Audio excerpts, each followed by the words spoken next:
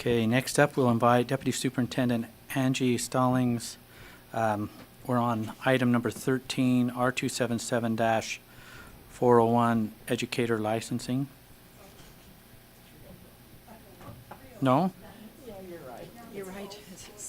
Hold on, am I wrong or right? You're right. Okay. All right. I can stand corrected. Oh, okay. All right, we'll straighten it out. Okay. Ms. Stallings. Here, I've got to get this turned on here. There you go. Thank you, Chair. Angie Stallings, Deputy Superintendent. We're going to be talking about R277-301, which is formerly known as R277-501, and I'll just briefly explain why we changed the number from 501 to 301.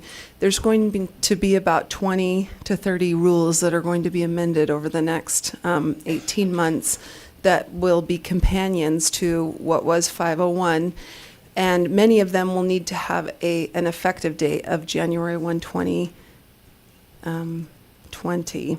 And so we thought that the easiest thing would be to put all of those new rules that will be in effect at a later date into the 300 series rules, so that as educators are wanting to understand the current licensing rules, they would look at the 500 series. And then for anything that's going to be part of the new licensing system that will take effect in January 1, 2020, those will be in the 300 numbers. So this is the main rule, 301, and it's the first rule that we are proposing to you in that suite of numbers. So last month, you may recall that the Law and Licensing Committee reported their work to you, and that included a special meeting that they held the Wednesday before our last board meeting. And during your board meeting last month, there were 2 amendments that were made and are included in this draft 6. And so I just wanted to remind you of the colored language in draft 6. Those include amendments made by the committee the night before your board meeting, and then the green language are the amendments that you made and discussed during the board meeting last month. In lieu of adopting draft 5 as amended, which is now draft 6 on final reading, you all made the decision to wait and talk about this rule one more time, which is what we're doing right now. And so this rule is ready. If you wanted to simply make a motion to adopt what you did last month, then the motion would be to adopt R277-301 draft 6 on final reading. And so that's the background, and I'd be happy to answer any other questions.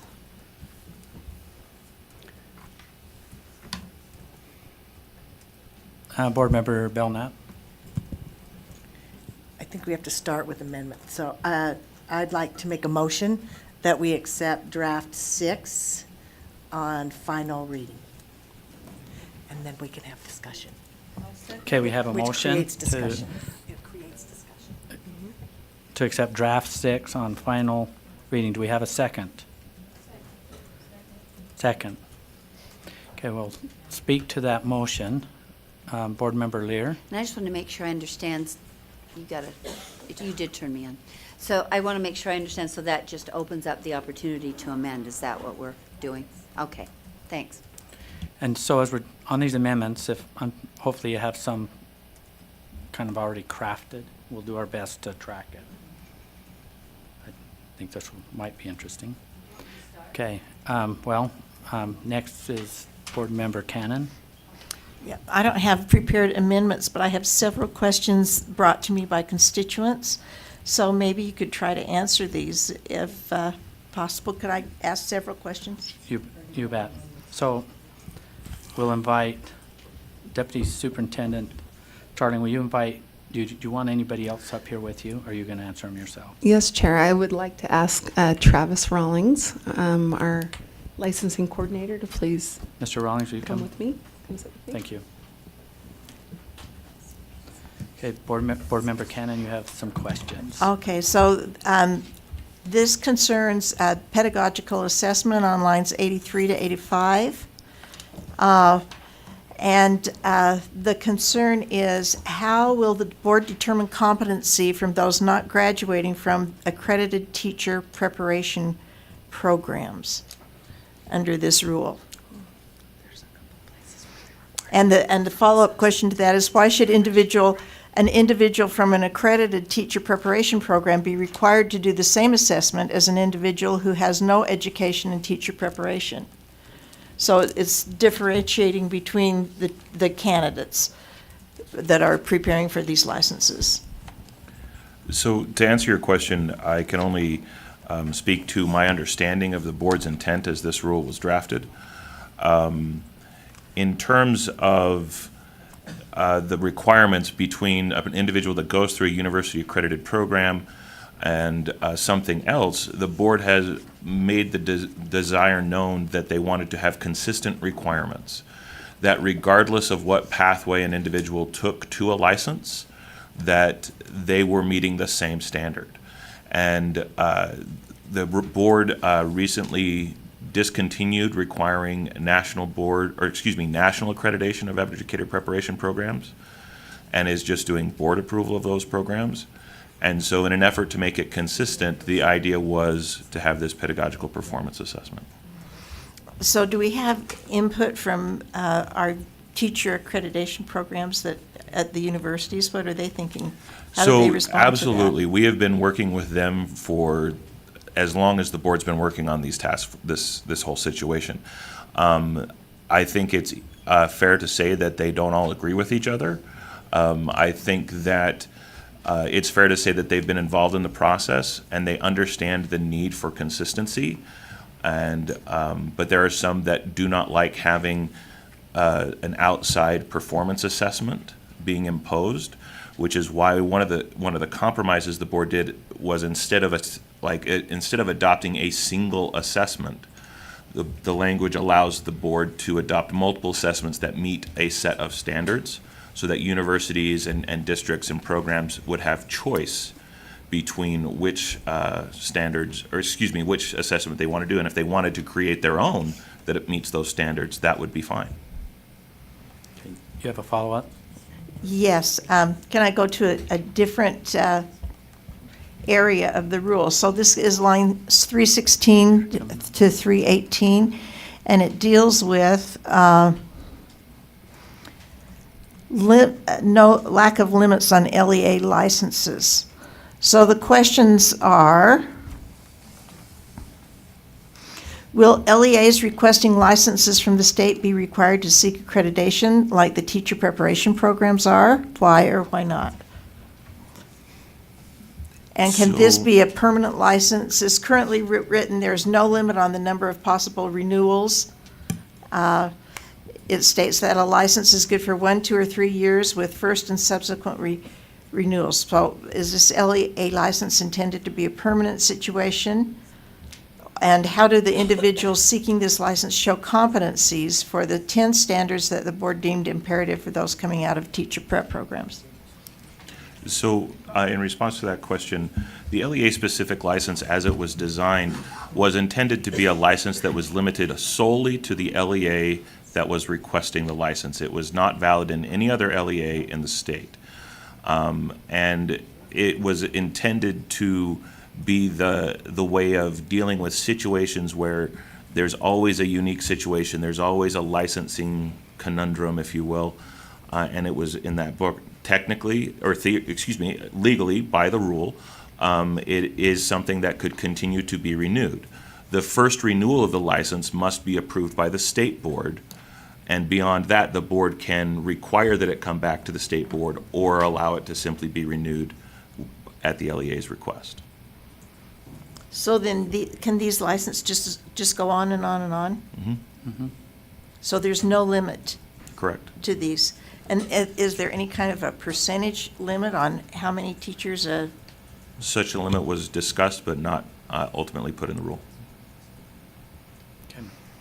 I'm going to go to Board Member Lear.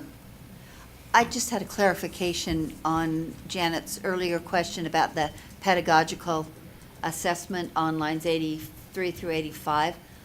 And just, this is a real simple yes or no answer, Travis. Is this something, I understood this to be something that could be part of a university program. It didn't have to be after or in addition to a university. Is that accurate? Yes. Okay, thanks. Board Member Gravitt? I just have a clarification, and maybe you can help me out with this. So you got the associate license, and on lines 235, it says, "A license applicant who has received or completed license preparation activities inconsistent with this rule may present compelling information and documentation for review and approval by the superintendent to satisfy the associate educator license requirements." What is the difference between that and LEA specific in some senses? So the intention of the language of the rule is to allow for an individual to start on an associate license and therefore move towards a state standard license. It's valid anywhere in the state, or having a situation that that the local entity has decided that this is someone we want to teach in our schools. We voted on it in our public school board meeting. Our parents are aware of it, and so therefore that's the difference. The first one is still allowed for a state license, essentially being on a path to a professional license. Okay. Vice Chair Brittany Cummins? And I just wanted to clarify that there's currently no, as far as I understand, there's no limits of numbers on current LEA-specific licenses in numbers or time, et cetera. And so this rule doesn't expand the scope of LEA-specific. It actually kind of brings a little bit more guideline into what currently is in existence. Board Member Warner? Okay, my brain shut down because I'm old. I would like to make a couple of amendments, but I can't think right now We can when to come do back. that, because the only motion on the table is Laura's. So I would like to amend a couple of her motion. Are you ready to make an amendment? Well, I probably need to make them in pieces, I know. one at a time. Is that okay? Okay, so, I would like to amend that, and I don't know how to word this. It's lines, it's on the LEA specific, lines, we now have a different one, 319, is that it? The LEA specific license area or endorsement, I want there to be something about, I'm concerned with special ed being an LEA specific where we don't have the requirements. I wanted some clarification with IDEA, so I don't know how to word this. Oh, I guess I word it just like this.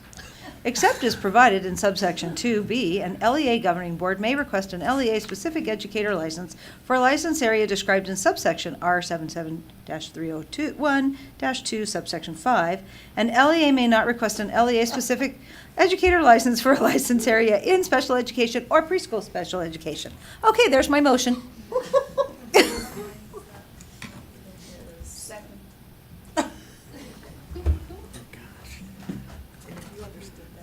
So am I supposed to try to write this down, or is it already scripted? Okay. Stop there. But you're going to write it down. Here. Okay, this is your,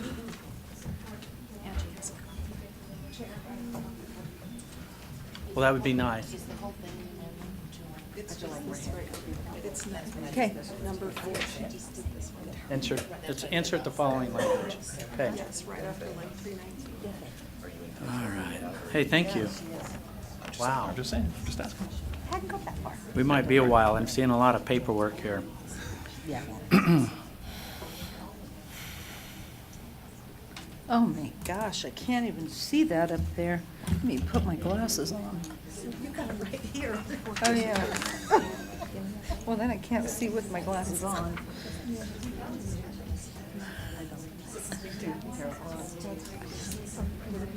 Okay, so I have a second. Okay, restate that one more time so I'm with you. I want to Okay, make so sure. I would like to make a amendment, that we insert the following language after 319. which says, except as provided in subsection 2B, an LEA governing board may request an LEA-specific educator license for a license area described in subsection R77-301-2, subsection 5. Subsection B, an LEA may not request an LEA-specific educator license for a license area in special education or preschool as special education. Okay, so we have a motion to amend. Did we have we did have a second? Okay. Now we're going to get into discussion to the amendment. Board Member Reby? Oh, and the amendments are now on board docs. So I would like to discuss the rule and not the amendment. Can you come back to me? You bet. Thank you. Okay, we're just going to speak to the amendment. So, Board Member Hanson? I really appreciate this amendment, but could I ask Chair Huntsman a question of Terry Shoemaker, if he'd be willing to come up? If you'd be willing to give him leave to come up? So you have a question for Terry Shoemaker? I We'll do. invite Terry.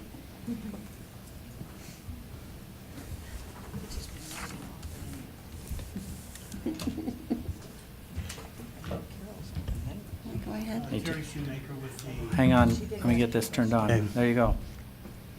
You have a question? So my concern is, I've heard from some rural superintendents that say that this is one of their most difficult positions to fill in special education. So if we pass this and there are no special education teachers out there applying for those jobs, what's going to happen?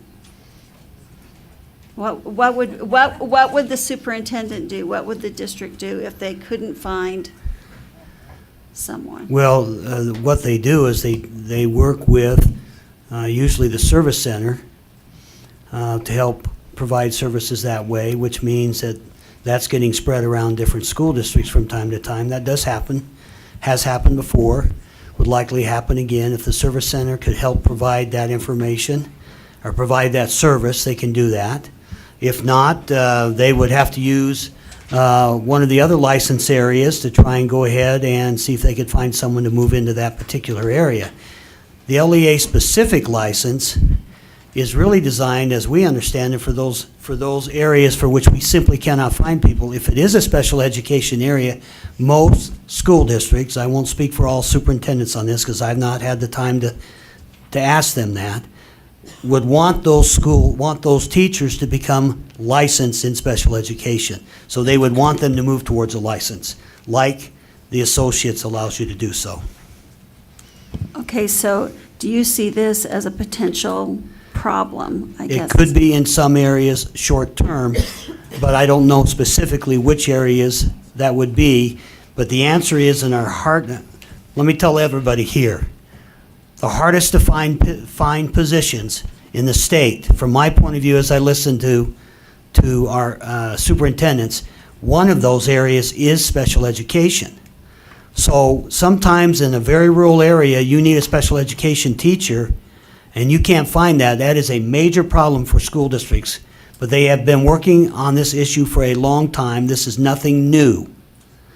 So by passing this rule on either side, that's nothing new to them. They have liked the flexibility of the educator-specific license.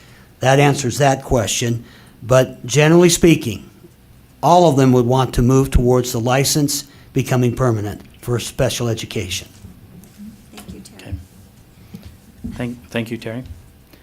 Board Member Belknap.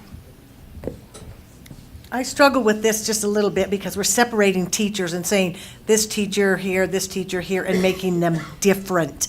And people could say, well, special ed is different, but you know what? Math is different, and music is different, and every subject is a little different. And so I think this could really put our special ed students in harm's way more than the other way, because now they can't hire anybody to teach in there.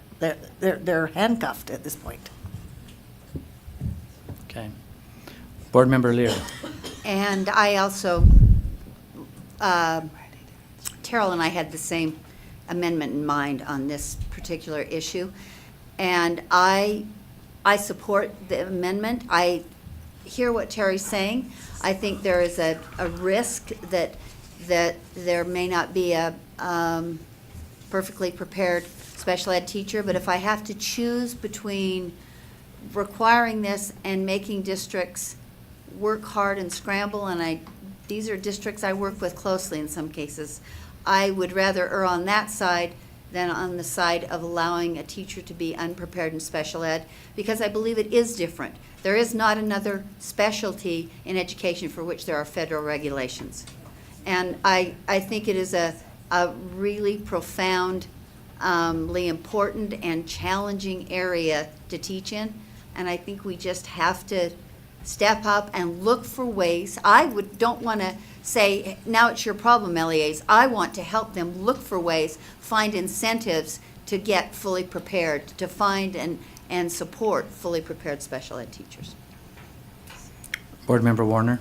I just, based on what Board Member Lear had said, I had actually asked about the IDEA. I don't really know much about special ed. I just know there are a lot of federal guidelines, and I just wanted to know if you could elaborate on how this would work if somebody hasn't gone through a teacher prep program. How does that work with IDEA?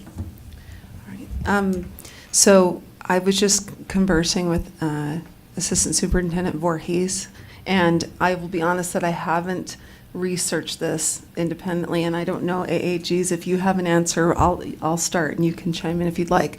Our understanding is IDEA requires those educators who work with students with disabilities to be properly credentialed or to have a state credential. And so if the state, and that's you, the State Board of Education, authorizes this LEA-specific license to be used with our students with disabilities, then we believe that you would be allowed to do that under IDEA.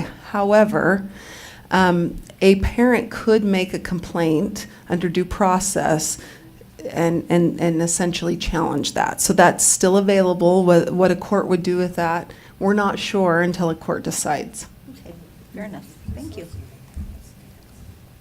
Wait, can I have a follow-up? Yes. Would that also be the same, though, with the associate license? Okay. Okay. Okay. Board Member Reeby? Having LEA-specific licenses in these 14 categories concerns me greatly. I would much prefer to see a teacher that has been given a license in a different route instead of an LEA-specific route moved into that class and supported. A special ed teacher will take a kid and work with them one-on-one.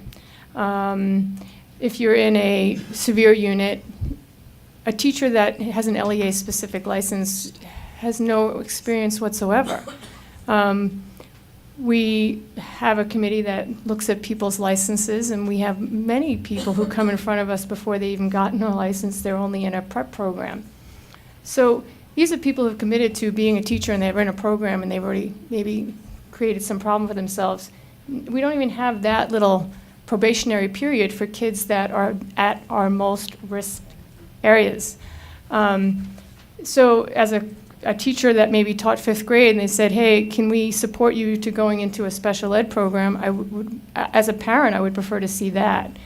Pulling a teacher from a classroom and saying, we'd support you to move into that classroom instead of taking someone that never been in the school because you already have a relationship. I can't support putting an LEA-specific license in a classroom. It concerns me greatly. I would want to make sure that there was some kind of relationship, some kind of indication that they have some pedagogical training, they understand. Even as a regular ed teacher, you do work with special ed all the time, and you can understand what an IEP is, what a 504 is, how you have to be compliant to the law, how you have to meet certain requirements.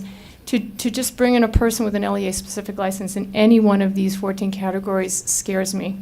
I think we can do better by supporting our teachers and creating a better work environment in our special ed society so that we aren't having this struggle. I don't know what steps we could take as a state to make it a better work environment. We could create aides that have better pay and longer hours. We could make it so that we have a cap on the size of a classroom. But this seems like the worst case scenario, putting seasoned teachers in our hardest, most vulnerable classrooms. And then we say that we got this LEA-specific license to fulfill our hardest to fill positions. What are we currently using these LEA-specific licenses for? Are they all in special ed? Are they all in math? Where are the bulk of these LEA-specific licenses being taught? Yeah, please reply. So it's difficult to answer the question because this LEA-specific license is very different than the current LEA-specific license. This LEA-specific license in this rule is actually more encompassing of letters of authorization and LEA-specific licenses than it is just LEA-specific.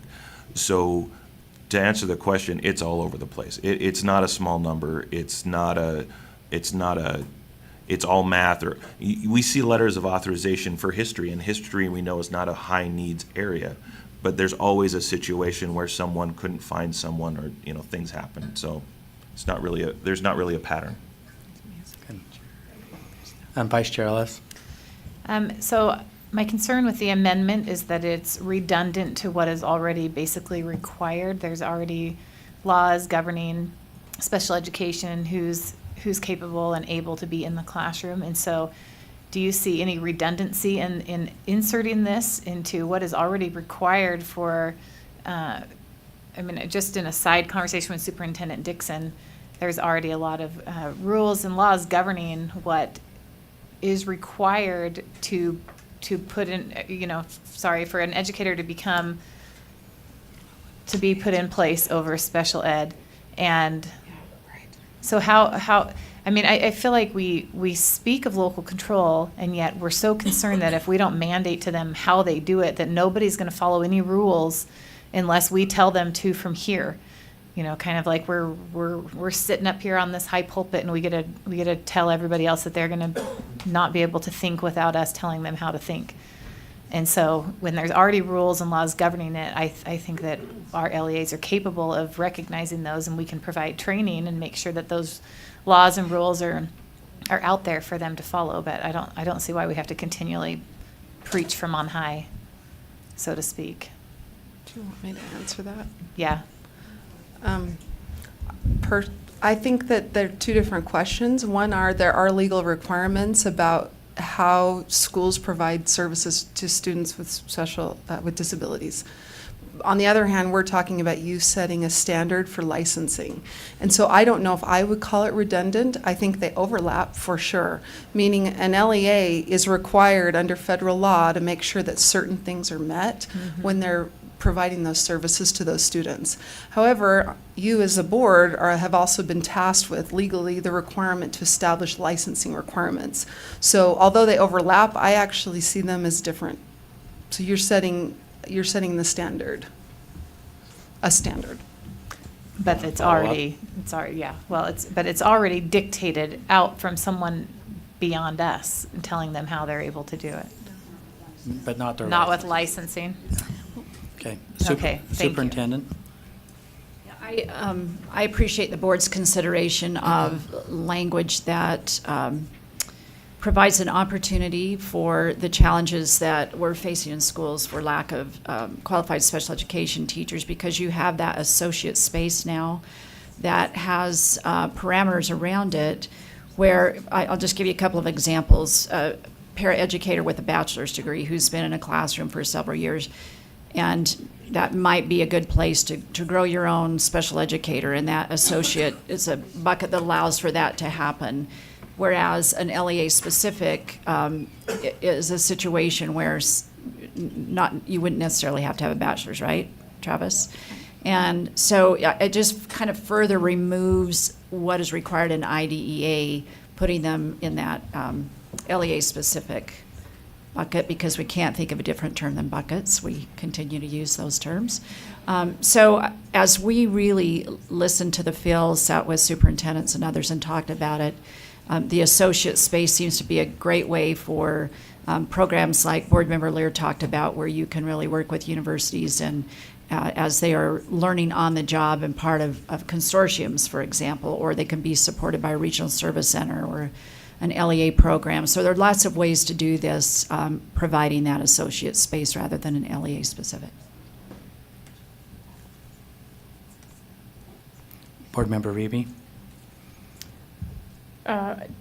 I don't see this as being redundant. I see this as being crystal clear. We do not want LEA-specific teachers in our most vulnerable classrooms. I work in lots of schools, and every school I've ever worked in has a unit, and every year it's someone else because it's such a hard job. I would much prefer to see us grow a teacher that's qualified into that position, but bringing in someone brand new, it's just not acceptable for me.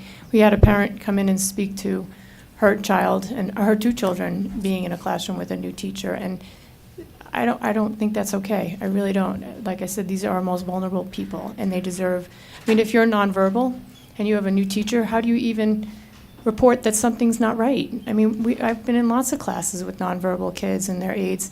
At least, and this is not meant to be unkind in any way, but at least if you have a regular classroom with kids who can speak, they can say something's not right. But in some of our classes, we have nonverbal kids, and it's not okay. We have to have very qualified people in those classrooms. Board Member Hanson? I call previous question. Okay, we have called a question.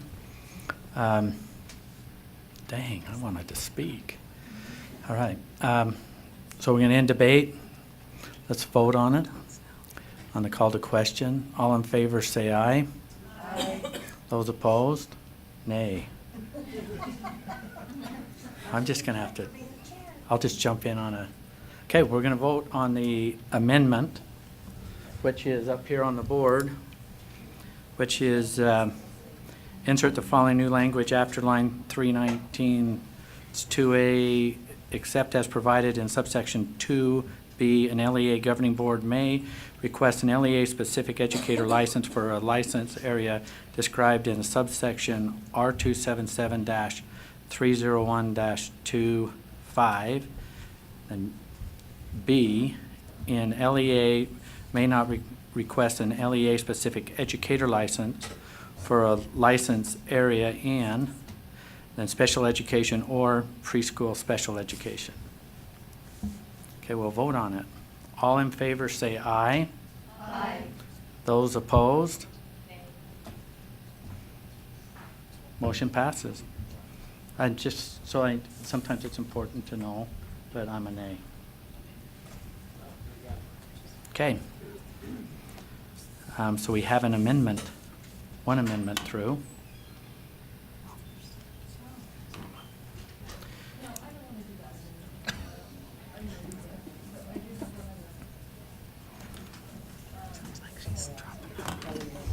Okay, I have one more, if I can. Okay, Board Member Warner. And I'm going to make the motion, just so we can have the discussion. It's an amendment to the motion. Oh, yeah, yeah. I would like to have, and I'm throwing this on, and Angie has never even, we've not discussed it, but I would, I would like to make a motion to limit the number of LEA-specific licenses at a specific school. And I won't worry about my other amendment. Okay, we have an amendment to limit the number of LEA-specific licenses to a school. Okay. I didn't pick one, yeah, I just thought we could talk about it. You're not mentioning any kind of percentage or anything like that, just a limit. Okay, we'll We're gonna be here a while. out 20%, but I have to leave at 4 o'clock because I have to go to a lacrosse tournament. I can't guarantee anything, way this meeting's going. So we have a motion to amend. Yeah. We have a second discussion. Board Member Lisa Cummins. I'd like to know what Terry Shoemaker thinks of this amendment and what he thinks of the cap of 20%. Okay, you have a question for Terry Shoemaker? We'll invite Terry Shoemaker. I'm here. Okay. Yep, Okay. and you are here. Here you go. What is the question?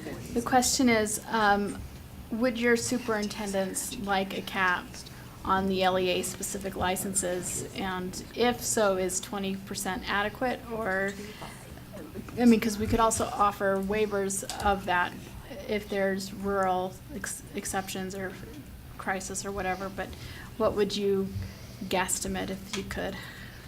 We have a school in Box Elder County that has 6 teachers. So, I'll do the math. yeah, That's not a lot. okay. So, that's close, all right, but it usually employs more than one person. And sometimes it's hard to find one. So let me get back to why we agreed to, when Travis met with the superintendents and others were all together, and we had the conversation, school board members and others, why we thought an LEA specific was important.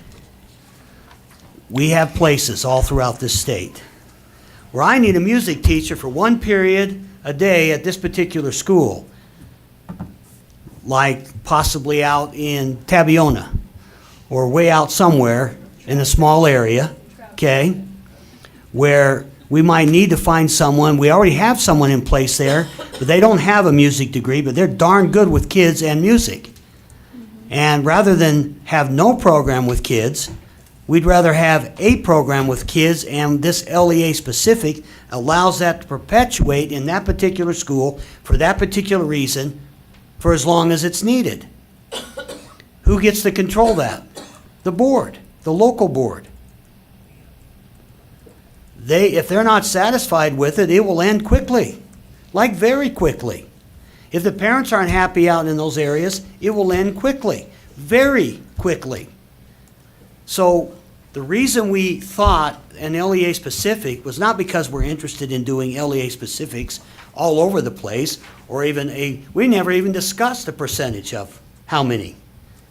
That was never the conversation. Our preference is fully licensed educators. That's our preference. Our majority preference, by a long shot, is that. But for kids' sake, in places where we can't find someone, please give the boards of education an opportunity to have someone in front of the kids that they know is going to do a good job. If they don't do a good job, they'll get replaced very quickly. The communities out there have no tolerance for incompetence any less there than they do here in Salt Lake City. The local boards are way accountable for these kinds of things. So I have no clue whether 20%, 10%, 80% is a correct number. If you put a percentage in, I think that's going to create problems. If you don't want to leave the message to the board so they have no clue on what they're doing here. I would urge you to be very careful with this particular amendment. Remember what I said. Our preference, majority preference, strong, I don't know what word you want me to use. We want licensed educators when we can find them. But for the kids and family sakes in those places where they're not found, please give the board some flexibility. Okay, I'm going to, before somebody calls this to question, I'm going to speak a little bit, only because I thought I represented, thank you, Terry, 14 districts, and then I heard 15, and then 16, but then as a chair, I think I've got the whole state. And you guys heard me say this before. The previous amendment will hurt, in my opinion, especially the rural schools, education that will happen with public ed. It also putting a limitation, like starting with 20%, these real rural schools, ones like Eskdale, and that's out on the West Desert, that has only a handful of teachers, that you try to make education happen, and they do, in very creative ways. I don't know what's happening here, with the exception, I think there's a whole bunch of opposition to LEA specific and an antitrust to the local boards of making a decision. So we're going to start picking some of these things off a little bit at a time. And I don't think you're going to be happy with the unintended consequences, because I have not seen proof that the LEA specific licensing has been detrimental to public education. I would like to go back to the original, hopefully the board would consider going back to why they moved forward in the first place. And it is not, it absolutely is not against teachers and all of the specialty degrees and licensing and licensure that they get. These are desperate times, especially in the rural districts. So I'm just, now and again I speak, so I spoke. So I'll go to Vice Chair Brittany Cummins. I'd like to speak against this amendment, just because it would be just very arbitrary. 10% in one district is very different than 10% in another district or school. And so we haven't done any research on what that would mean. It's just an arbitrary number that we're picking based on fear of something going rampant out in the field. And so when we discussed this in law and licensing, we did have this conversation that was brought up of how do we ensure that this doesn't get taken advantage of. And basically when we had that discussion there, it was, well, if it becomes a problem, we have the authority as the board to bring this rule back and to make any changes that we recognize out in the field. But as of now, we don't know. But what we do know is that an arbitrary number could be harmful because we're just pulling it out. We don't know what 20% means. We don't know what 30%. Not to mention that if we try to capture everything and we say, oh, let's set it at 40%. Does that then become a quota for an LEA? It says, well, we haven't reached our 40% quota yet. We should sign more on, right? And so what is the message that we're sending in setting that percentage when we really haven't researched it and there's no information behind it other than a fear of rampant boards going out and hiring lots of LEA-specific educators. And so it's let's wait and see if it is a problem, and then we have the authority as a board to bring this rule back in the future. Board Member Lear. In consideration of all the amendments that I carefully prepared, I'd like to call a question.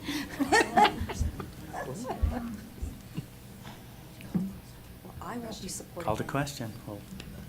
Well, I'll support you. Good. Okay. Calling the question.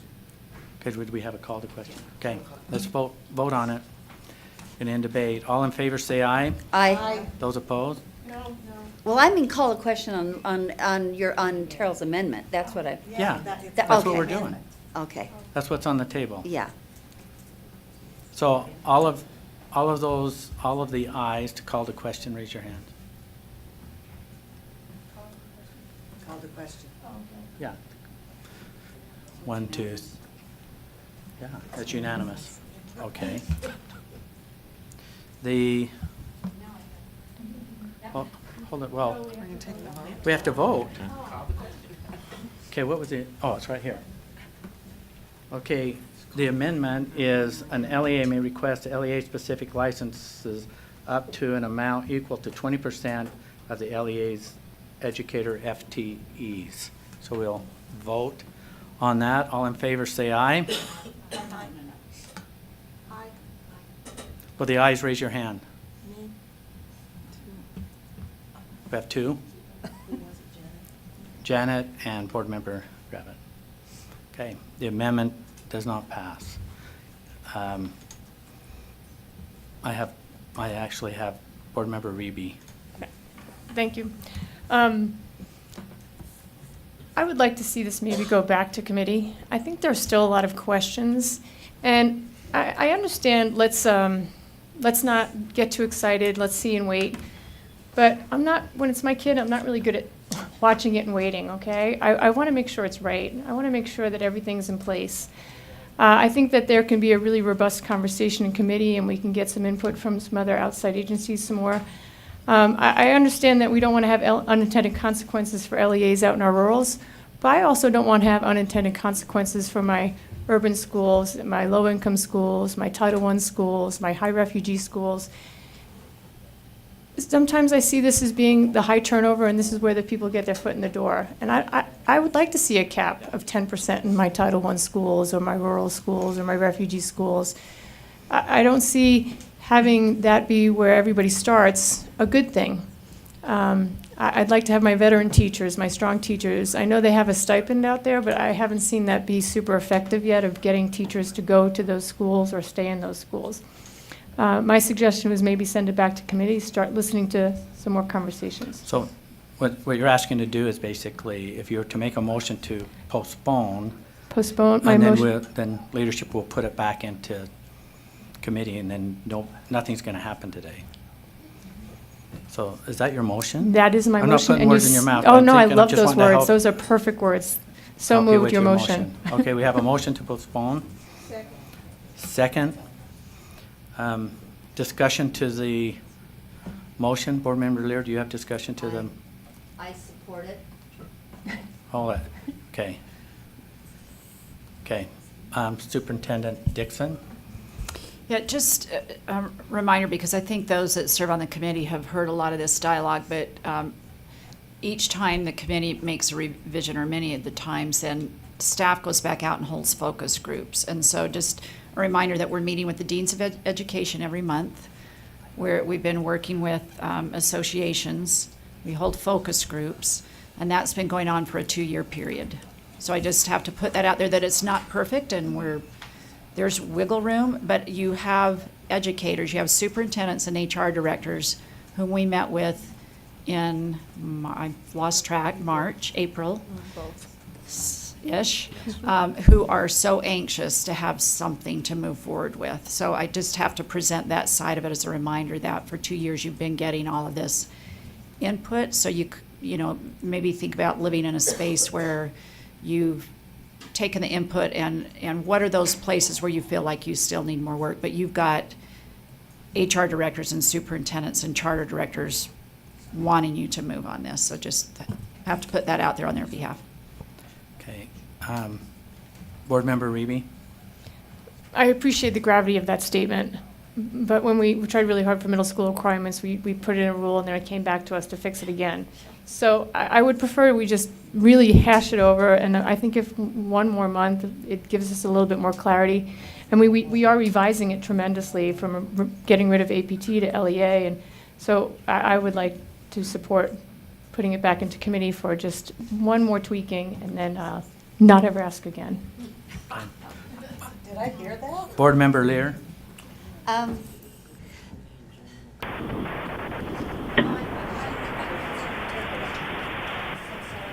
Okay,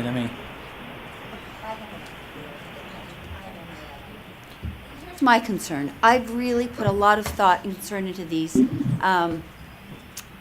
amendments, and I think I've found some issues that are really, and this isn't just about me, but I think there are some issues that are really pretty significant that somehow we've glossed over. I feel like we're losing board members by the minute as we sit around here, both literally and figuratively losing them. And I'm concerned that those amendments will not be carefully considered. I hear what Sid's saying about we've discussed this enough and that we should make a decision. But I don't want to put words in your mouth. I feel like, yes, we've discussed this a lot. So I'm really torn, but I also feel like some of the amendments that I have deserve a careful consideration. So, I think that maybe send it to a different committee for a change, and then not make the same committee rehash it. That's a thought. But I do think that we do need to get this right, and I think one of the issues is private schools, and I think it deserves discussion when we've got our wits about us. Board Member Hanson? They are licensing, so I think they should keep it. But my concern is that I think when it comes back, and maybe this is a procedural question for you, Chair Huntsman, those members of the board who are not on law and licensing, who have amendments, should they take them to law and licensing to rehash? Because the problem is it comes up here and people who weren't on law and licensing have amendments, and then we have to go through it here on the board. So, if we can send it back and have everybody who has amendments they want changed, take it to law and licensing and have it gone through there, that's different than if it's going to come back up here with Board you Member Hanson, understand. to answer your question, anybody that has proposed amendments to this, it can go to committee, that the chairs can bring that forward and you will know what the consideration was, what the discussion was, and even if your amendment doesn't make it through, at least there's that kind of vetting and that kind of, well, it's dialogue around your proposed amendments or changes. And then when we come back to a board meeting, you can still bring it up. But I think I'm kind of with Board Member Reeby. There's a lot of stuff here that we're starting to throw in today that probably will warrant a really good meeting, and it might even be a special meeting unique to this particular topic.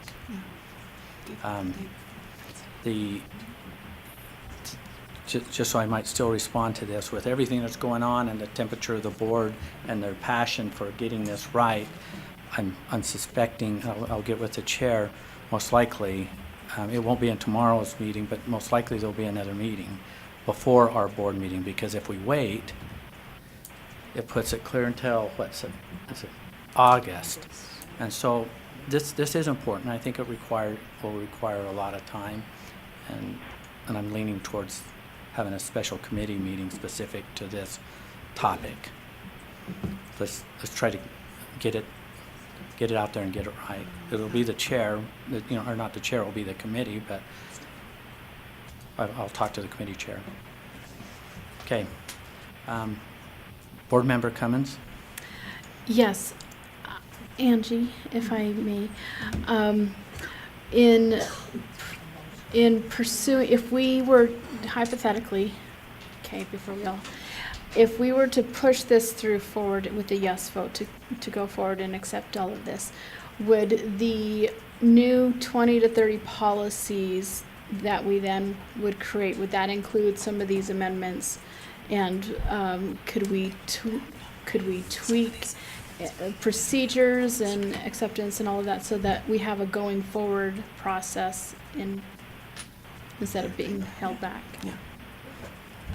I think to answer your question is there anything in this rule that impacts the other policies moving forward?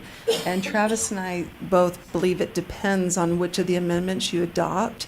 And so some of the other rules that will be coming to law and licensing may be impacted, for example, by if you allow LEA-specific licenses for private schools or you don't. There's some others. But we could start working on those rules. Is that what you're wondering, is if we're not able to move forward on the others? Right. I don't want to stall and have this extended out. I mean, because we have a deadline, right, for 2020. And if this is going to stall another month, what does that deadline look?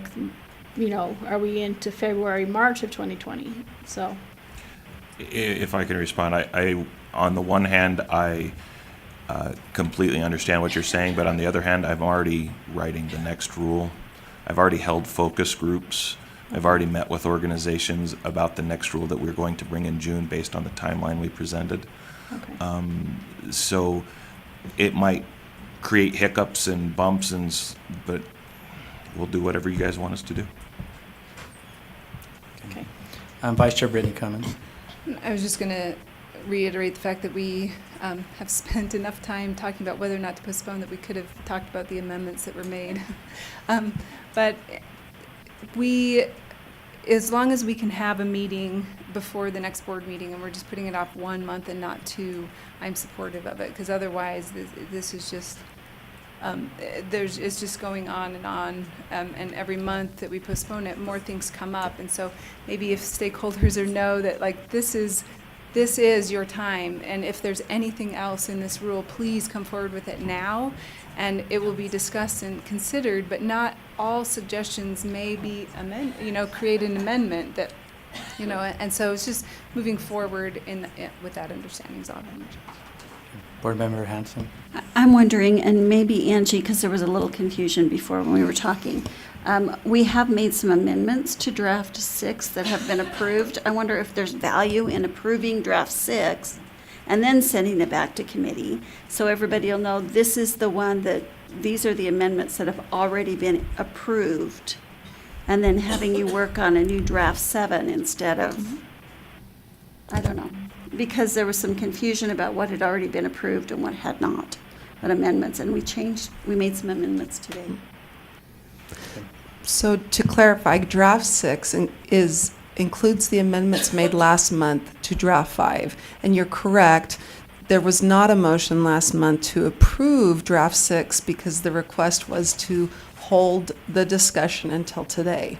Right now, what the board so far has adopted is now draft 6 with the amendment that Board Member Warner adopted, or that you all approved, that she proposed about special ed and preschool special ed. So if you'd like, you could say, the motion is for draft 6 with amendments to be considered by the Law and Licensing Committee at their next meeting, which will be draft 7, and I'd bring draft 7. Deputy Superintendent, the only thing we've approved was the amendments to the draft, but not the draft 6. And the motion on the table right now is a motion to postpone with. So you're right. And procedurally, what I would do then is if we have a meeting before. That postpones the amendments and everything, Yeah. so you can Okay. take whatever happened in here and clean it up, and That's what I still, would do. you could still call it a draft 6, whatever you want to call it, because the only thing that's been on the table is draft 5. Okay, a follow-up? Let me turn this back on. Draft 6 also includes amendments we made last month. Oh, I thought it had 5. I thought 5 was it, and then That's, you added that's it. the Okay, well, conversation we had before, and that's why I think might be better to clean it up, and so we know what's what. So draft 5 was approved by the Law and Licensing Committee during the Wednesday meeting before our board meeting last month. Then during the Thursday board meeting last month, actually, no, draft 5 was also amended, wasn't it? I apologize. But if you look here, draft 5 was the blue and red. That's what the committee did. And then draft 6 includes what you did as a board. So I Yes, would the then next- bring. Not this time, but last month. That's correct. Okay, so you're correct, then it's draft 6 is already there. Yes, but it was never, this is the technical procedural issue. It's the amendments were made, but the board never made a motion to do anything specifically with draft 6. What they did is they made amendments to draft 5, and then I incorporated those into draft 6, which I brought to you today. So if the motion passes to postpone, I would do the same thing, and I would incorporate today's amendment into draft 6, and I would bring draft 7 to the Law and Licensing. That's what Okay. I'll do. Okay, we have a motion to postpone with a commitment from the chair that we will have a meeting before our next board meeting to work out all these proposed changes to bring to the board,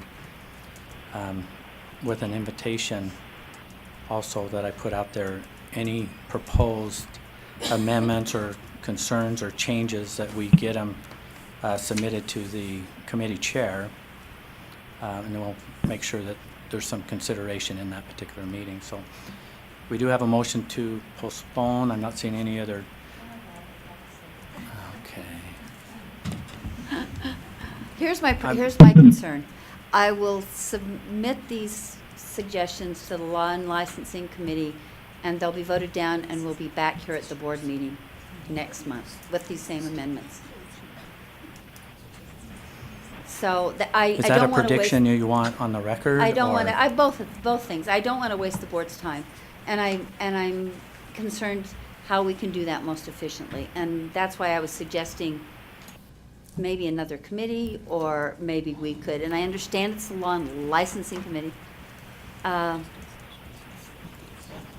Anyway, that's my concern. I don't want to waste the board's time. I know everybody's sick of this, but it is really, Well, really important to me. With all the stakeholders that are involved in this, it's really easy for me to call, not a committee meeting, but another board meeting specific to this, That would be a good idea.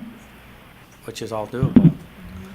That we have several hours, but still, I still would say any proposed recommendations or amendments that you have, that you package them up, so for being efficient, and you can put your name on it and call it whatever you want, and let's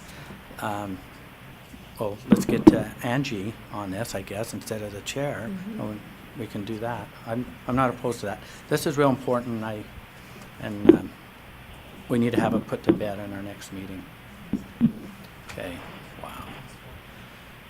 Board Member Reby, did you have another comment? I do. still have other comments here. If it goes back to the committee and not to a full board meeting that's special, if a board member attends the committee, can you vote at the committee, or can only the committee members vote at the committee? We'll end up having a special board Okay. meeting. That's what we'll Thank end up you. doing.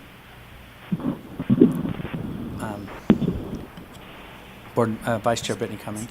So then if that's the intent to have a full board meeting, then I'm going to say vote no on the motion to postpone, because we're all here right now and we have motions that are prepared and we could very easily take care of this right now.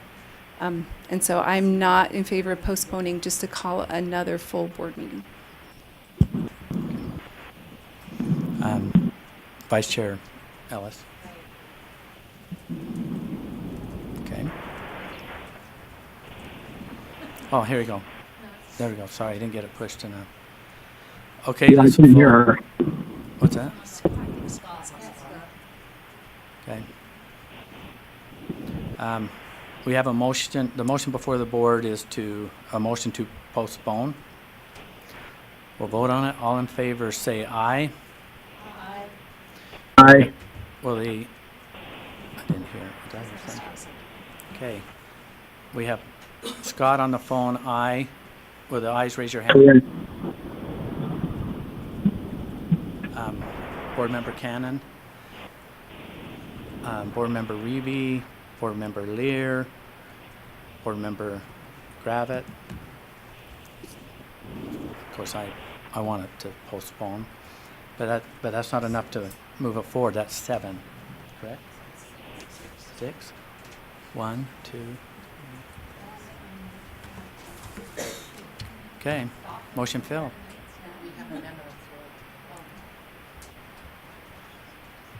Okay. The percentages. Where we at on the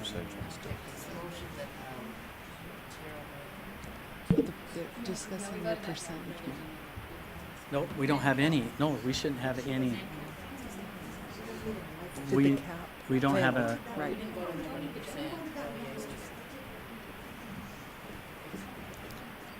Did we vote on the? We did vote on the 20%. So yep, Do you want to? we're back to the amended with the special ed piece in your Yes. motion. Okay, Board Member Lear. Okay, I'm looking at, and I don't even know which one to start with. I think I'll start with number 2, the one about private schools. Line 344 to 347, and then there are some other places throughout the rule.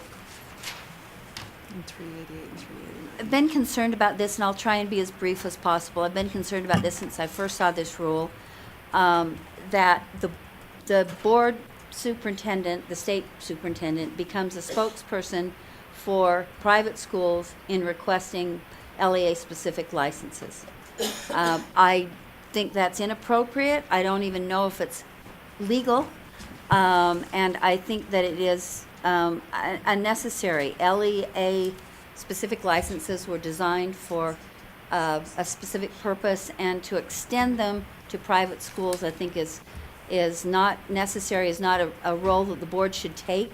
And if private, I fully support having private school educators in Cactus, but I don't think that it should be the superintendent's role to request special licenses for private schools. Okay, so your motion, we're calling it Board Member Lear request number 2. Yes. Okay, that's shown. Okay, did we have a second? Okay, Vice Chair Brittany Cummins. So I just have a question on this. Can I ask a question to Travis Rawlings, please? You bet. Elsewhere in the rule, I'm guessing it allows a private school to participate in the associate process. Is that correct? Turned off my mic, sorry. Okay, there we Yes, in the professional license requirements, it allows the board to accept the recommendation of an accredited private school to go from associate to professional. So yes, they would be involved. Okay, follow up. Follow-up question. Can I ask a question to Board Member Lear in regard to her motion? Yes. So the intent of this motion is just to scratch out the LEA-specific portion of this? Yes. Okay, thank you. Board Member Warner? Okay. I agree with this. When we set up the task force, never once did we ever discuss private schools, ever. They were not even on our horizon. And so I support Board Member Lear's motion on this because we have no control. They don't go through UPAC. I just, if they want an a teacher with an associate license that we have some control over, or a professional license, that's one thing, but I'm just not comfortable going down the LEA specifics since we have absolutely no control over it. And it was never even discussed. Okay. Not seeing any further discussion on the amendment to the motion. We're entitled the amendment, Board Member Lear's request number 2, so I don't have to read it all and what was strike. I'm not seeing any discussion. Let's vote on it. Are you okay with Yes. that title? Absolutely. All in favor say aye. Aye. Those opposed? Voting was unanimous. Okay, next, since I just have unprecedented success, let's move to line, let's see, which next one?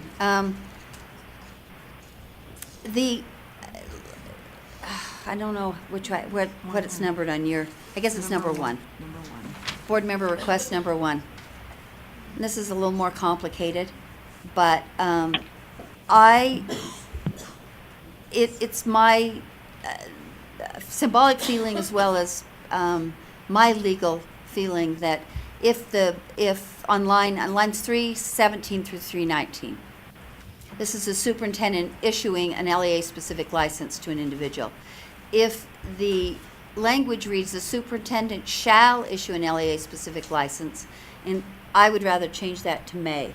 The reason I would like that is because I think that's the better way to go, is because if it's a shall, it essentially, first of all, does something that I've heard since I joined the board that the board does not like to do, and that is tie the board's hands as opposed to allow for flexibility. But I think that it's important to say may because certain conditions should be met, and then the superintendent gets to evaluate that the satisfaction of those requirements, which are then listed below. So these same requirements that are now in place for an associate license would be in place for an LEA-specific license. And you can see what they are. The person would have to satisfy a module or we don't have a perfect language for that, micro-credential in ethics, classroom management, special ed law, and the teaching educator standards. I didn't think I added the teaching. I guess the teaching educator standards were already there. That was in They the were already there. associate, in the And associate. I feel like if we are going to punish these people on the back end, then we need to require some preparation on the front end as part of the rule. But I also think the superintendent should be given the latitude to decide if those qualifications are met. So that's the second amendment. That's labeled amendment number 1. Okay, we have we'll call it Board Member Lear request number 1 amendment. Do we have a second? Second. We have a second. Any discussion? Vice Chair Cummins?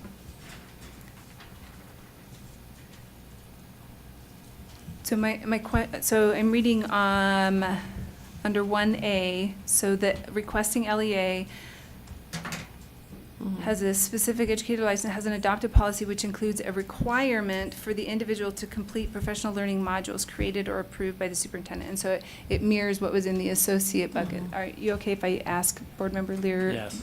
some questions? Sorry, thank you. And so I guess the, is your intent time specific? Yes, I'm assuming that that would take place in the policy, and I'm expecting and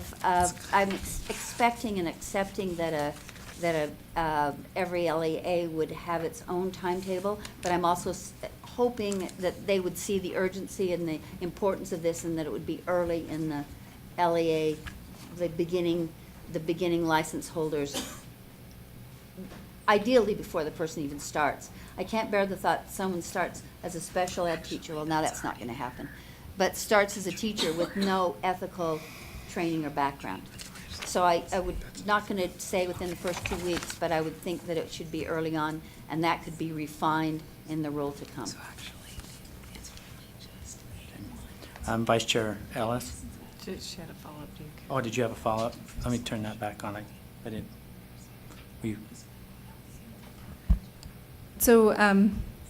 So if the superintendent may issue this license if, right, and so we have may and if, and then there's a criteria set basically on the policy alone. So if, so I'm having a hard time seeing how that would loop back. So the superintendent would deny an LEA-specific license request based on the policy not containing these things, or the LEA not executing. I think my intent was, and if we need to change words, maybe Angie can see how this should be done. My intent was to say that the superintendent gets to be satisfied that that the policy exists and that the requirements are satisfied by those applying for this LEA-specific license. Okay. Follow-up? So you're saying that the applicant or the... And it's really the LEA. Yeah, the LEA is applying On behalf on of behalf of someone. this person, would need to fulfill these requirements prior to requesting the LEA-specific license. I don't know, I feel like the details of that could be worked out. I was thinking that would be the best time, but I don't know that that's not a perfect timeline for LEAs who need specific licenses. So I'm willing to have some flexibility in there, so I left it unaddressed. Okay. Board Member Reby? So when we create an LEA-specific license, we have taken all of the burden that our teacher prep programs have incurred, and the money that was spent, the time that was spent, and we are now putting it on the LEAs. That's one aspect of it. The second aspect of it is when I look at some of our teachers who have been in the news, I wonder, where were we before they got their teaching job? Why did we make it easier for them to get into the classroom? And that bothers me. I gave that person a license, and now they might be doing something they shouldn't be doing. And with this amendment, we could possibly put in something that says they need to be made aware of all these laws and rules 10 days prior to their application. But when people don't know what educator ethics are, it's hard to hold them to that standard. When they have never been shown what effective teaching standards are, it's hard to hold them to that standard.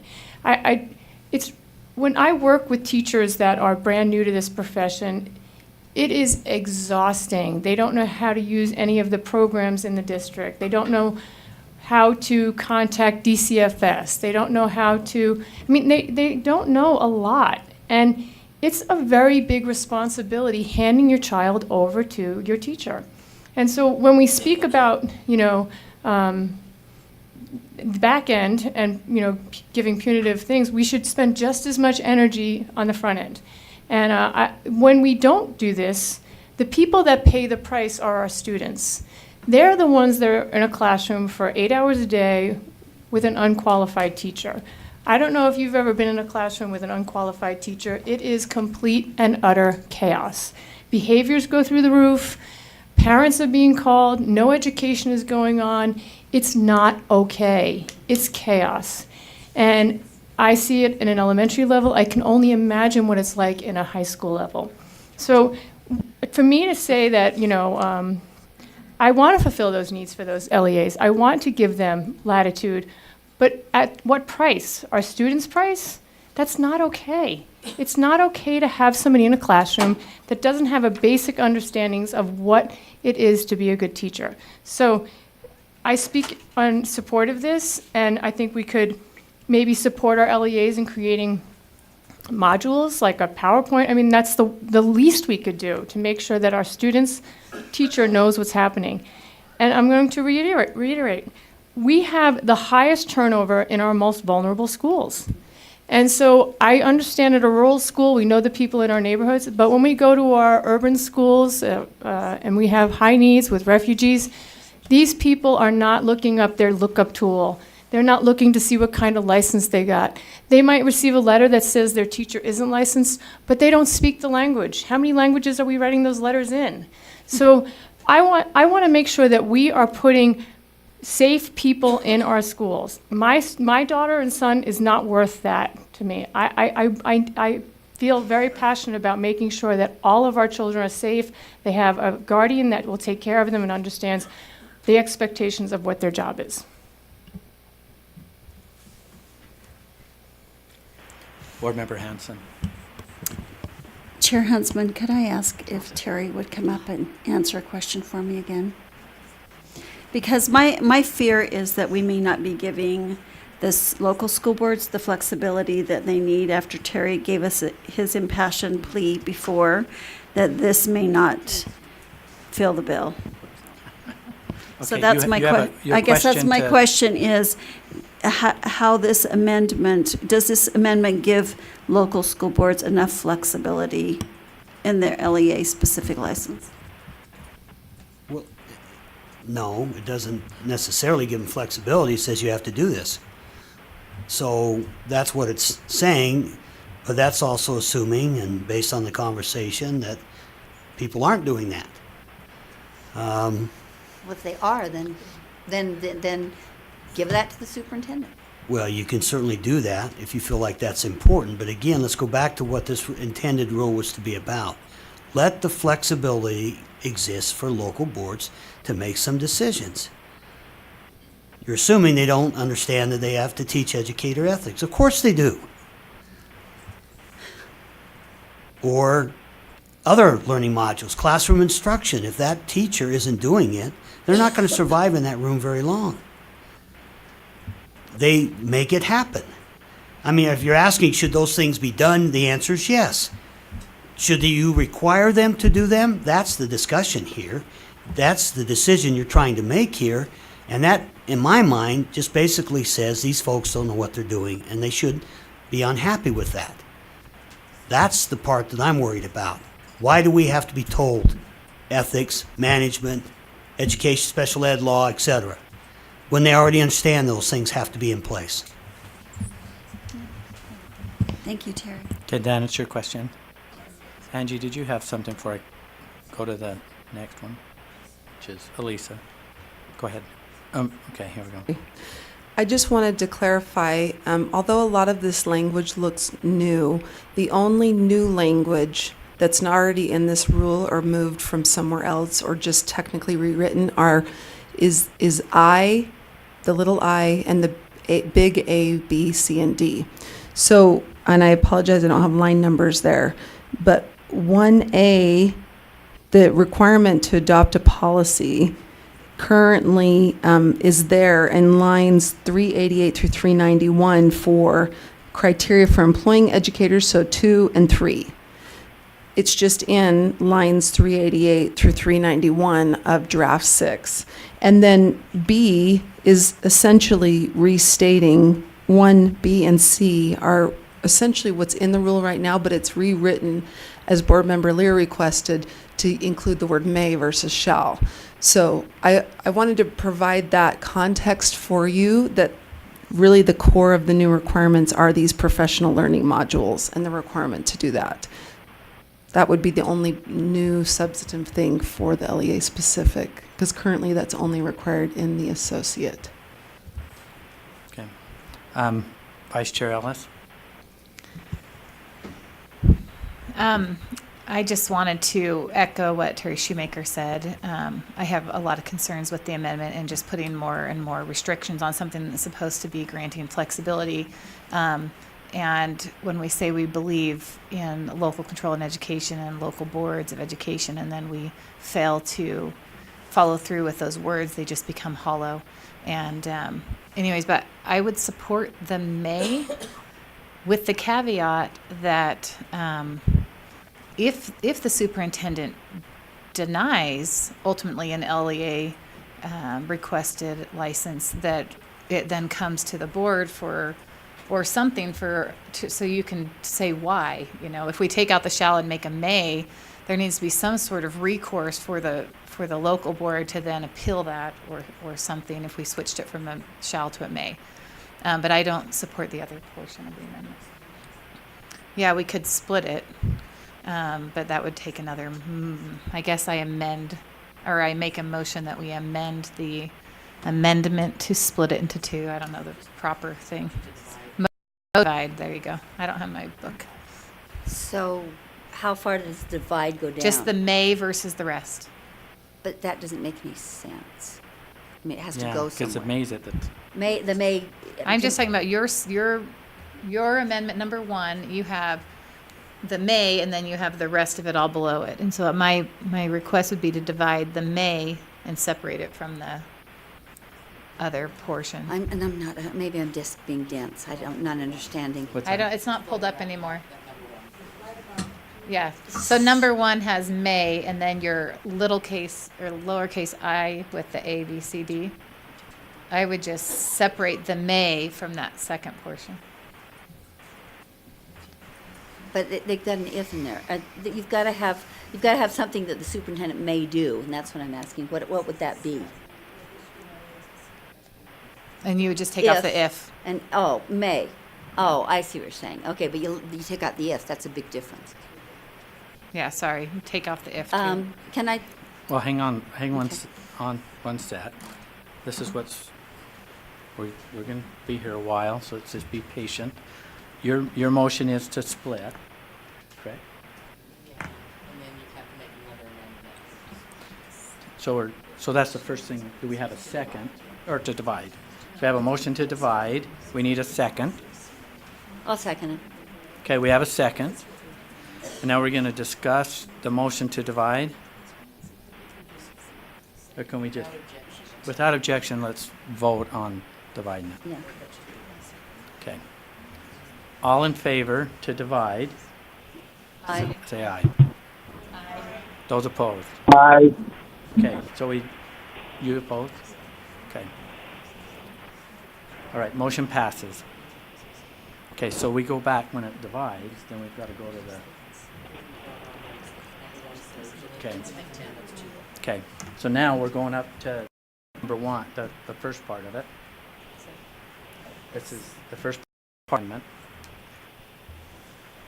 So it goes, or individual. So it's just as simple as the superintendent may May. Okay. issue an LEA-specific license to Okay, an individual. Angie? Okay, we don't have an emotion yet, so we just divided it, so. So what are you, okay, Angie, what? I can't, I've got to turn this on, Yeah. sorry. Thank you. So. Don't turn it off. Turn it off? No, don't, Okay. until we're done. Thank I you. was just told that you could hear over the audio, you could hear Travis and Oh, I. So okay, we were then turn it actually off. asked by somebody else to turn Okay. it off, so. All right, then turn it off. So these two versions are the same, substantively. One is drafted technically different than the other, and I don't have a preference. I think Board Member Ellis, you are requesting the lower one, so maybe I'll call that option 2. But essentially, option 1 is what Board Member Lear asked me to draft, and what I would call is the may. It's just reworded. So is there a preference? Do you want option 2? Okay, So Vice Chair Ellis. is option 2 what's in draft 6 on board docs? It's the closer one to draft 6, yes. Okay. Yes, so then it just switches the shall to a may. Mm-hmm. Yes. You added it then. Okay, so that follows what you wanted to do to split.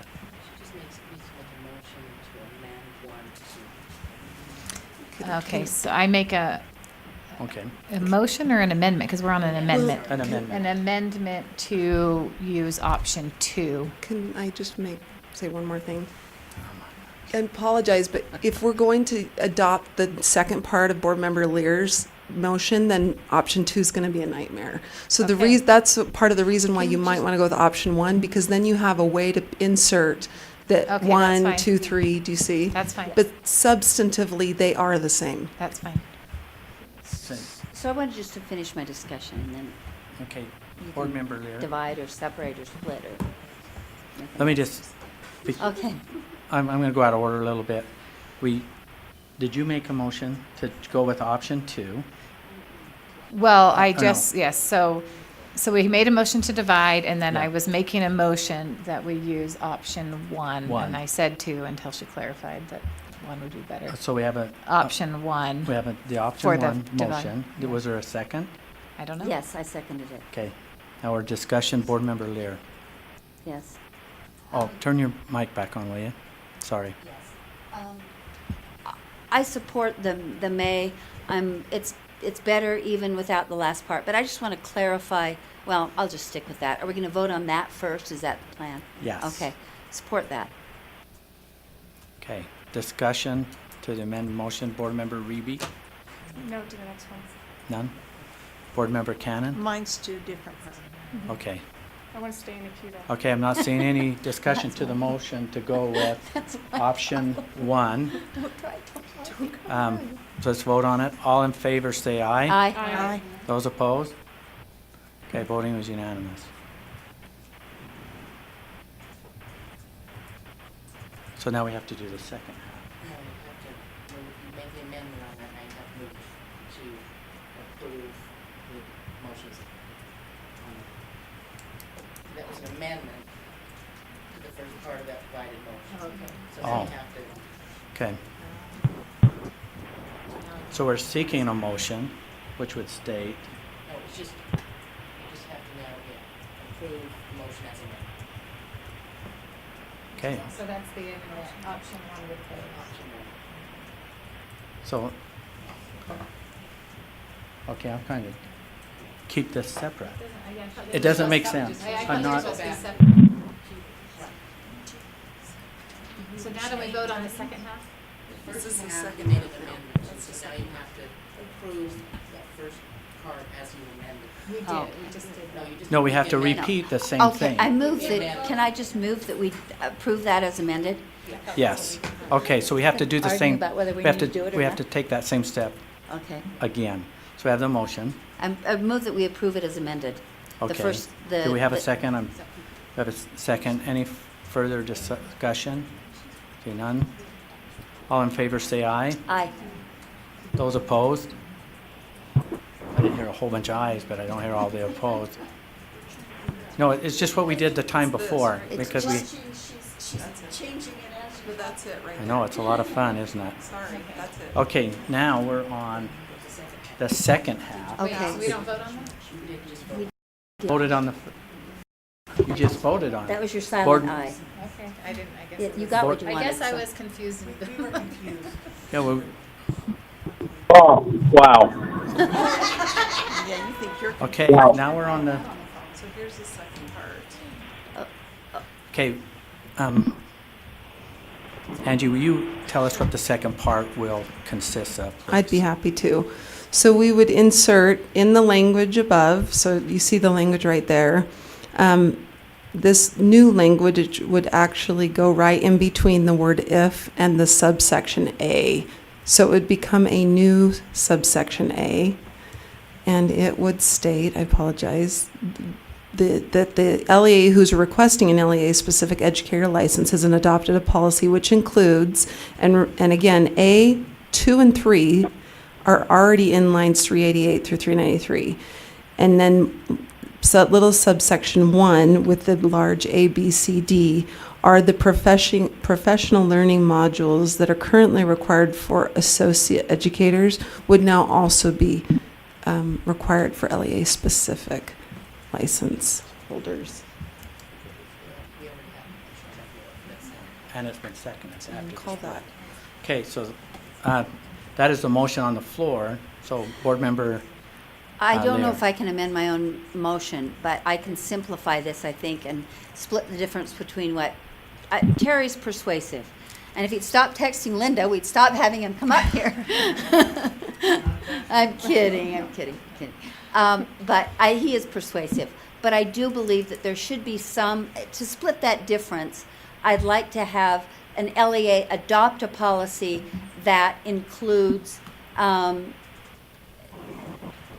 learning components that are required for, learning components as determined by the LEA. So that at least they have a policy that outlines what the LEA-specific teacher will be required to do. And so I'm trying to do this, so I'm trying to make it more succinct. So it would say what we had before, only we'd add back in the if. The superintendent may, if the LEA requesting the LEA-specific license has adopted a policy which includes educator preparation components. Okay. So you're wanting to amend Yes. this from your original, this Yes, piece to right here. make it simpler. To simplify it, to say what Angie's gonna, I think she's typing it up, which is basically, what my understanding is that you're gonna require the LEA to have a policy that addresses the LEA. Preparation components for a beginning teacher. Okay. So at least the parents know. Here's my concern about this, Mark, if I can have a follow-up. You Mr. bet. Mark, if I can have a follow-up comment.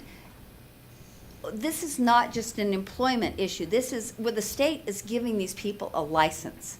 So I feel like the state does have a role in saying, you can hire a long-term sub till the cows come home, and keep them there, and you don't need a state license. But if the state is giving you something, I think the state has a responsibility to have that as be something of substance, to be something that protects children, to be something that protects parents. And so I'm looking for something that won't overburden small LEAs. And I was contemplating a module that was developed by the state that then they could sit down a prospective LEA license holder and say, go through this, it's going to take you half a day. But in lieu of that, I'll let I think it would be at least important for the LEA to adopt a policy that says these are the components teachers, parents, state that a beginning teacher needs to have understood prior to her being in the classroom for a period of time that I'm not going to impose a time limit on. So I know that's a little bit rambly, but I hope that that gets to the intent of this. So I basically heard you say that you want to have this changed to require the LEA to have a policy, so they go to their board and they have a policy in place before they issue the night. That outlines the components necessary for a beginning teacher. I mean, that's what I want the policy to address. Okay. And if the local board says, great, all you have to have is special ed law, then I guess we'll live with that. Okay. Superintendent Dixon? The Utah Effective Teaching Standards encompass everything that was in that list. So you might be able to simplify that by having a policy that addresses how they'll meet the Utah Effective Teaching Standards. That sounds perfect. Did you get that language, Angie? Yeah. That is a good way to say it. Thank you. And it's much simpler than what I anticipated. Well, Okay, is that written up? that's because I have to go to the bathroom. Oh, my So you're amending your, yeah, you're live. I'm amending my amendment. Oh, I'm amending my amendment. We're calling it the amendment. Do we have a second to that? So we have a second. And so that would read, how would that read, Angie? So I've amended it, and you can see it up on the screen. So there'd be a new A, 1, 2, and 3. The LEA requesting the LEA-specific educator license has an adopted policy, comma, which includes, 1, a requirement for the individual to complete educator preparation components aligned with the Utah Effective Teaching Standards described in R277-530, and then the criteria for employing educators with an LEA-specific license, and third, compliance with all requirements of this rule. I don't care about little 2 and 3. They're There. already in the rule. No, they're already there. Then. Yeah. We just moved them Oh, from that's right. 388 because, remember, we talked about that the policy language you thought should be in the That's right, LEA-specific that's section. right, That's right, section. yeah, all the policy language together. Okay. Vice Chair Ellis. I pulled up R277-530, and I don't have it memorized. So I'm just trying to look through it to see if this is already something in place that they're all required to do anyway, or are we going to be So adding? what's up with this list here? I thought that I was next, because I have a question too. Oh, Well- sorry. I'm right below Carol, so I'm waiting patiently for my turn. Well, it's not, it's, what it shows on here that you've never turned your mic off from previous conversation. Because I asked to stay in the queue and be called on next. It's So- okay. It's happened to me a Okay. lot too. Okay. Okay. Go ahead. So I'd like to speak to this. You know, Board Member I know Reedy. that we are sitting in the same room hearing the same things that Terry Shoemaker said, but when I hear Terry Shoemaker speak, I hear that we assume that our LEAs are doing all these things, but our LEAs are not doing all these things. So Terry Shoemaker speaking to recruiting people, but I'm speaking to the retention of people. I think it's great that we're recruiting, but when I look at this saying that every LEA is going to have a specific thing that they're going to do, that's not happening because we are hiring teachers in August, we're hiring them in September, we're hiring them in November, and they don't have time. They're just like, wow, we need a warm body, we want to stick it in the room. So I appreciate that we want to create flexibility for our teachers, but I want to know that they are hearing standards and ethics. I don't think they know the ethics sometimes. I don't think they know the standards. And if you're not going to set aside a time that is standardized across the districts, then they'll be here in front of us. We have a standardized professional agreement. We have reasons why people come in front of us for UPAC. If we're not going to have that stated to them specifically, then we are putting ourselves in harm's way. And so I don't think that this is clear enough. I think that there needs to be time set aside, and we need to have a state standard for what's okay for a teacher. If a teacher does not call DCFS, that is violating a state standard. If a teacher grabs a kid and acts inappropriately, that's a state standard. I don't think that when you talk about what's happening in our schools, and we're like, oh, we just need to fill it. We're going to do what we can. We make do. Well, you know what gets made do? Those specific standards go out the window. And so I'm not okay with that decreasing of that. I do think that it's nice for us to give latitude to our LEAs to hire who they want, but I don't want to compromise on them knowing what their expectations is. This is not helping us retain our teachers. This is only helping us recruit our teachers. Every teacher around that recruited teacher is now in jeopardy of not being retained because it's so hard to work with a brand new teacher. And so if we're just going to say, well, it'll happen, it's not going to happen. It doesn't happen. So I want to work on recruiting and retaining and keeping our kids safe. So I don't agree with saying that making our expectations of what a safe environment is should be LEA specific. I think it should be a standardized state thing. I'm wanting to follow the discussion, but I also want to participate just a little bit, and this is a question for Board Member Reeby. How does this board recruit teachers? Tell me, I'm kind of curious. I'm putting myself in. I've never, as a board member, all the years I've been here, recruited teachers. I think that's the LEAs that recruit the teachers. We have these standards and licensing and things like that, but I've heard that said a lot about the recruiting side and that. So how do we recruit teachers? That's my question. I'm curious. How does this board recruit teachers? Oh, here we go again. So when we create policies that bring teachers into the profession quicker, we're kind of recruiting them. We're making it easier for them to come into the profession, and that was part of our goal, to deal with a shortage that we perceive we have, and so we're trying to make licensing a little less burdensome. We are recruiting teachers or trying to bring people into the profession by giving them an LEA-specific license instead of having to go through a teacher prep program. So as we try to facilitate getting people into our schools so that we have people in front of our children, I think that's kind of an aid to recruitment. And so that's, maybe I should use a different term.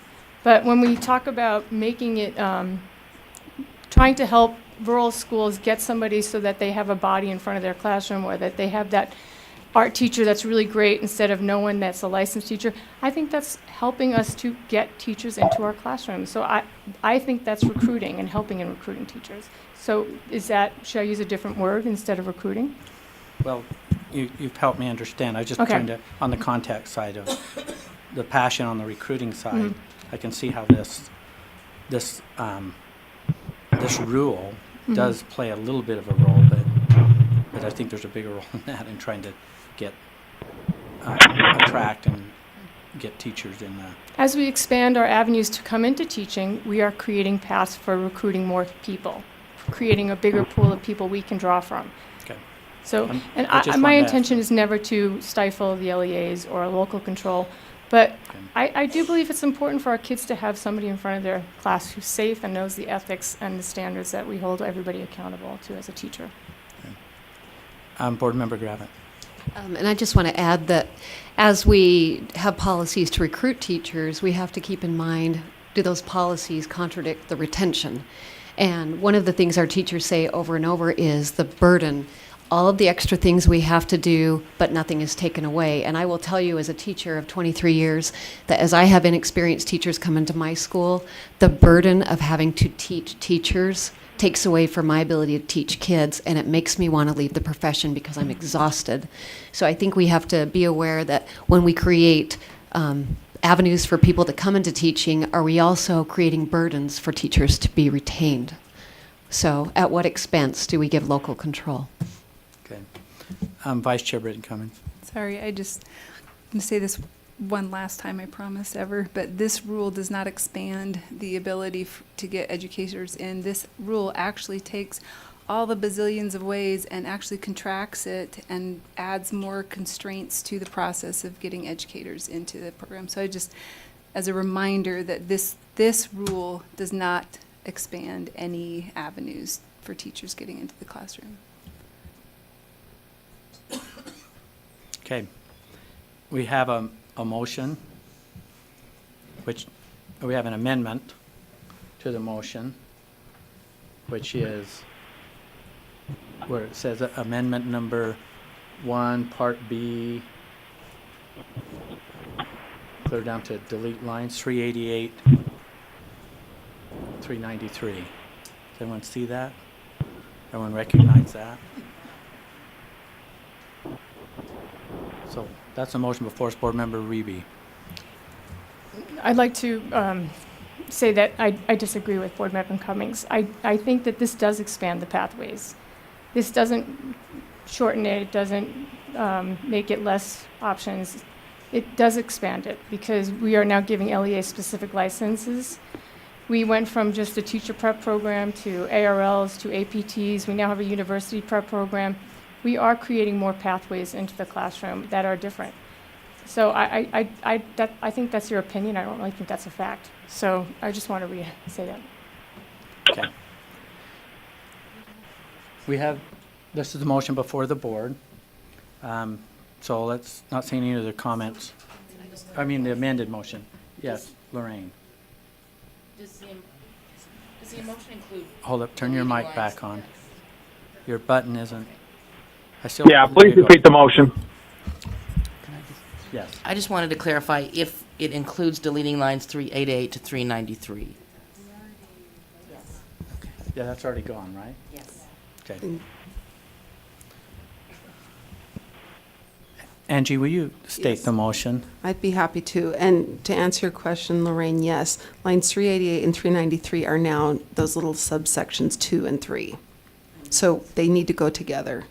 Because Okay, if you so- do, yeah. So the motion is to add the following language, kind of in the middle of the language that the Part A of Amendment 1, to include the following language. Subsection A, the LEA requesting the LEA-specific educator license has an adopted policy, which includes, 1, a requirement for the individual to complete educator preparation components aligned with the Utah effective teaching standards described in R277 530. 2, criteria for employing educators with an LEA-specific license. And 3, compliance with all requirements of this rule, R277-301, as well as deleting lines 388 through 393. Okay, I guess we're not going to vote on it because Vice Chair Ellis has a question or comment. Sorry, well, the way she stated it originally was that the LEA would show how they were going to meet those requirements, and now it's saying that they're going to require that they complete educator preparation components aligned with blah, blah, blah, blah. And so I don't know if the way it's worded is exactly how Carol intended it when she was saying the LEA would come up with, show how they were going to meet those standards. And now it's written as a requirement that they're going to meet them. So then who sets?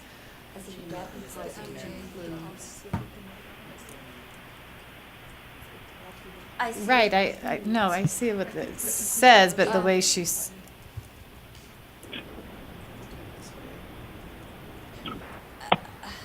No.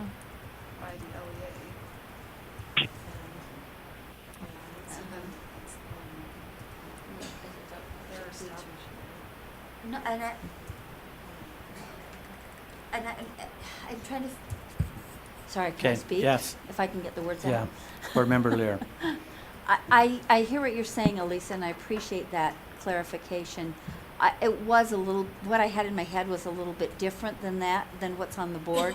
And let me just try and get the words out, and maybe Angie can interpret if it's not too late. The LEA requesting has an adopted policy which includes what I was intending to say, that the LEA would, not a requirement for the individual to complete education, but the education components that are, I guess it's just saying it backwards, the education components that the LEA would expect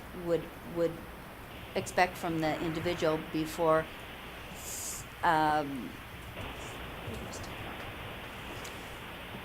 you see what I'm trying to say? That it's not so much requirements as the LEA's the LEA's policy, but that I do think it should explain the LEA's required preparation components. Superintendent Dixon. Can you try? I think she just got, I was just going to say, if you took out that little I. Yes, Because the challenge is components makes it sound like courses instead of the emphasis on the policy. So the policy would include or address A and B components. Maybe expectations for educator preparation. Educator support, preparation and support. Or something. To Kathleen's earlier comment, support. Is that preparation and support? Oh, I do like preparation. Yeah, and expectation for the individual, expectation for educator preparation and support is education preparation and support. Which in the include should be an include because there's more than one.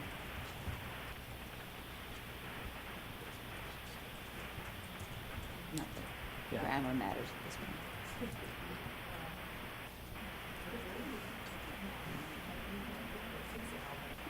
Well, I find them all, but I don't fix them all.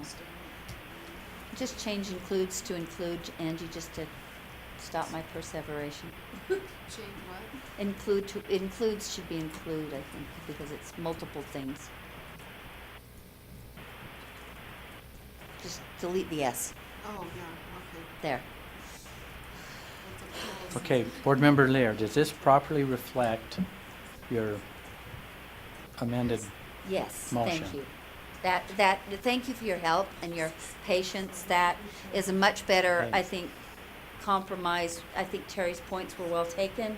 I want to be concerned about how difficult it is for LEAs to find prepared teachers and get them to come to work in the schools. But I also I have to say one more time, the LEA wants something from the state.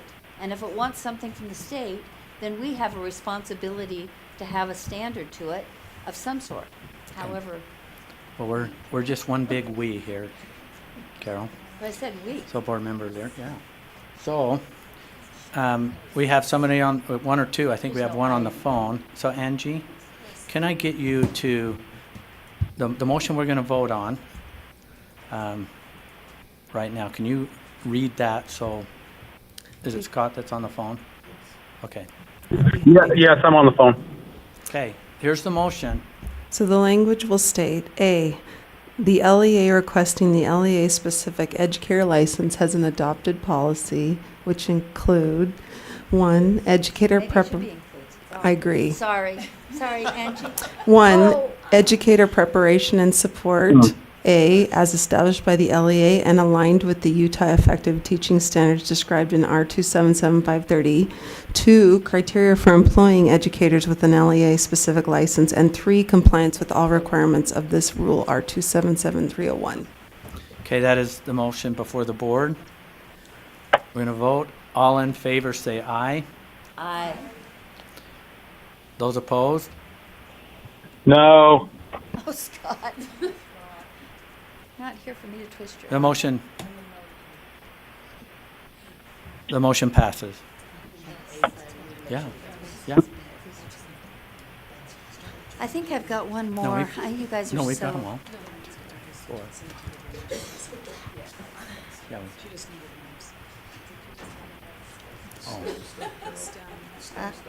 Huh? Oh, yes. Yes, I do have one more. I'm sorry, but this is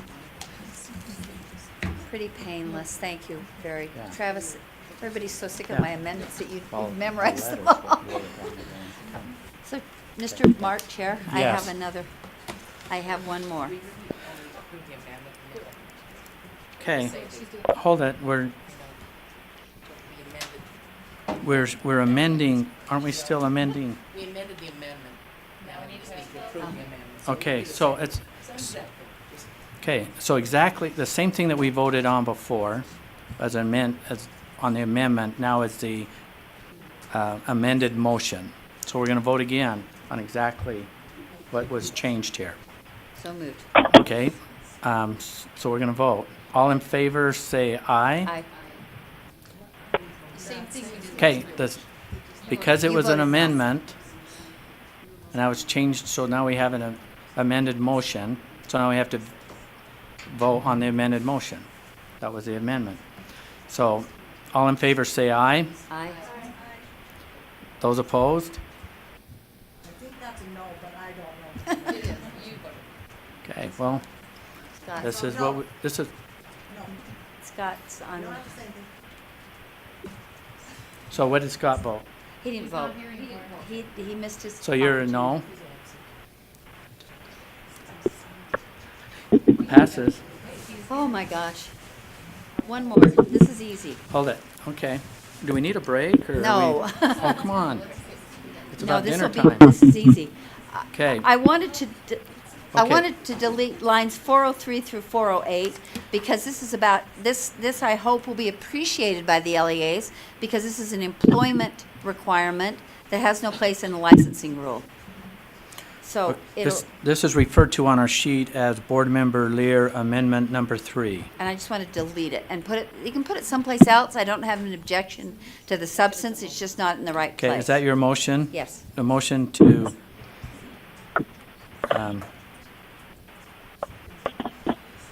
delete lines 403 through 408 as shown in Board Member Lear's Amendment Number 3. Yes. Do we have a second? We have a motion and a second. Discussion to the motion. Just to repeat, Oh, you're going to speak to your motion? yeah, just to repeat, this is an employment issue, it shouldn't be in the licensing rule. Okay. I'm not seeing any discussion. So all in favor to Board Member Lear Amendment number 3 as shown, which is delete lines 403 through 408. All in favor say aye. Aye. Those opposed? Do we have enough for that? 1, 2, 3, 4, 5, 6, 7, 8. Scott, are you on? He's not there anymore. So it barely passes. Oh, I'm here. I'm a yay. Oh, good. Oh, man, That's I was fine. gonna have an IOU from Board Member Lear. Guess I won't I'm done. have it. I am so done. No. I hope so. Excuse me. Okay, now we gotta go to the main motion, which is, to approve.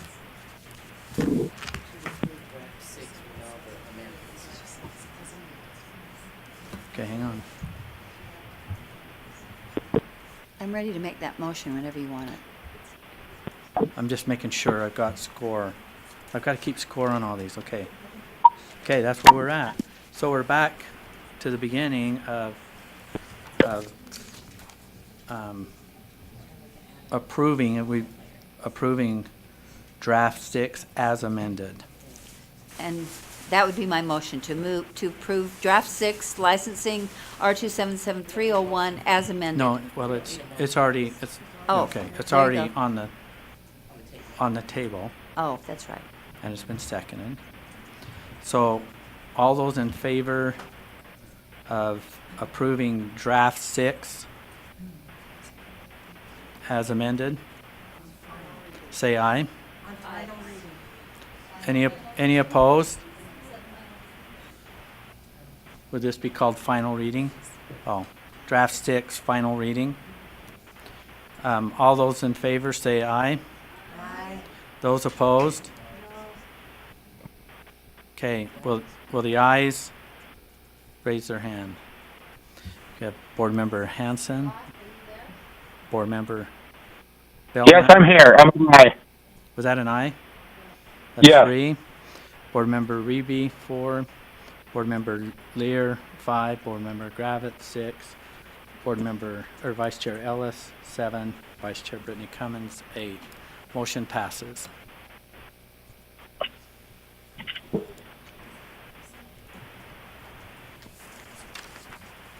Let's see,